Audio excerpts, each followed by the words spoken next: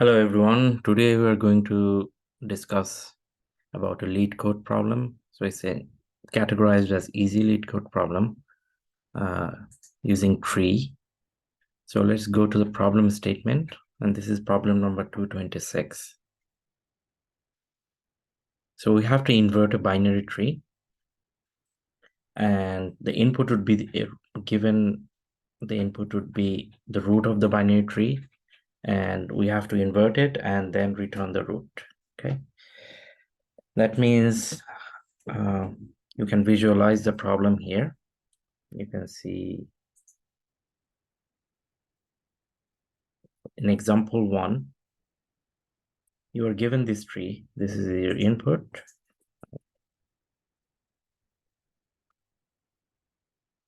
And after inverting it, the output will look like this.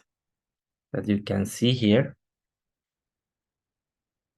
in every subtree, right, or among the children, these siblings are exchanged. Okay, so the left child becomes the right, and the right one becomes the left. And it's the same thing if you can see here.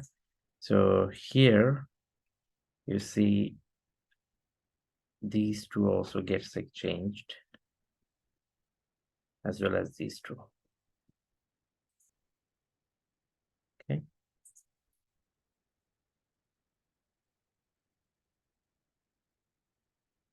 We can see it here. This one actually gets here. Okay, so this is left here. Here it becomes right. And here, this is left. Here it's right. Here, this is right. It becomes left.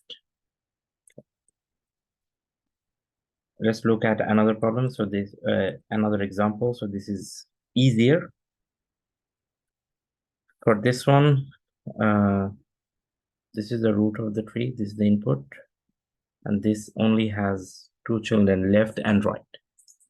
So after we invert it, the right one becomes the left, and the left one becomes the right.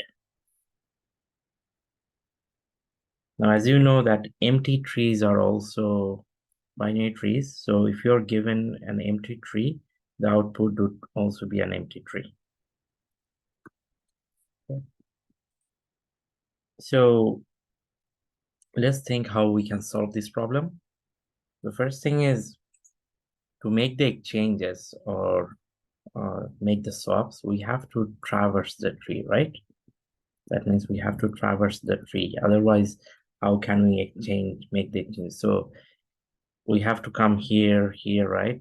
And then make the exchanges. So we have to traverse the tree. That's one thing. The other thing is, obviously, we have to swap between the right and left. So traversing the tree is, we can actually use any of the traversal algorithms. So DFS is going to be helpful here, because if we do DFS, what is going to happen is we'll come across the depth. So probably we have to come across like in both ways. And then what we can do is, while we're actually visiting every node, we can make the swaps. And also, like, if we reach somewhere, where does the DFS stop? So if we reach somewhere which is a null, so say this one actually has no children, so we can say this is null. This one also has no children, so there is no left and right children here, both of them are null. So at one point, traversing the tree, if we reach the null, we just stop there. Okay, so let's see if we can code it. I'm using Java, but obviously, please use your favorite language to code it. The logic would be the same. The only thing is you have to know the data structures and other things, okay? Okay, so this is the tree node. You see, I have come to this. This is the problem here in Leetcode, problem 226. And this is the node definition. So the tree node has a value. It has the left child, right child, and then it has different kind of constructors, empty constructor, and then, or you can construct it using a value, or you can construct it using a value and giving it a left and right child node. Okay, so we want to do it like traverse the tree recursively, and then at every step I want to also make the swap. So let's do it. First I have to check if the given tree or the node is null, right? If that is the case, I return null. If it's an empty tree, still it's a binary tree, but what I'm going to return is I have to return, inverting it doesn't actually change anything, so I return the null. Okay. Next, what I have to do is I have to make a swap. So going to every node, whenever I visit every node, you see I have to make a swap. So when I am actually here, right? I am here, I am at this node, I have to make a swap between the left and right. Again, when I am here, I have to make a swap between left and right. So going to every node, I have to make a swap between the left and right, right? So suppose we are at the root. What we do is when we are actually making a swap, so that means it will be something like this, root dot left equals to root dot right. Now root dot right equals to root dot left. Now the thing is, you can see if I am making a swap, by this time root dot left has changed here, right? We have to save it somewhere. So say free node temp goes to root dot left. Okay, so this way we are saving it somewhere, so that once this is changed, I still retain the value of the previous left, and I can assign it to the right. So put temp. Okay, so there goes the swap. So suppose we are here, and then we make a swap, right, between 7 and 2. That is fine. But the thing is, this is just the first level of swap happening here. Now we have to do also the second level of swap, right? So we have to go further down and then make a swap between these two. So how can we do that? For that, what we have to do is we have to call again. So the same function recursively, this time with root dot left, and then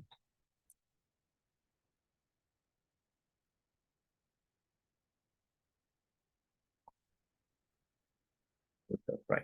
Okay, so what happens is initially all of these was happening when the node was 4, and then we made a swap between 7 and 2, and then after we made the swap, then we call invert tree again for 7 and 2, right?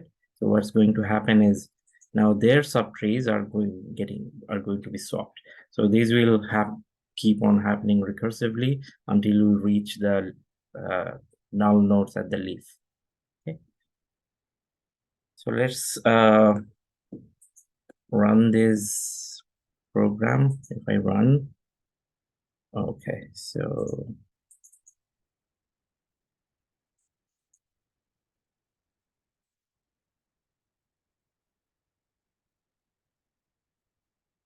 oh, okay. So finally, what I have to do is I have to return root, right? Because yeah, okay, because I have to return the root, and that way I get the new tree.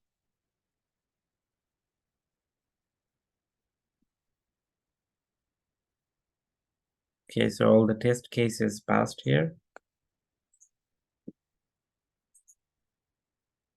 You see all the 3 test cases passed. If I submit it, see this one is actually beats 100% of the programs. This was pretty fast.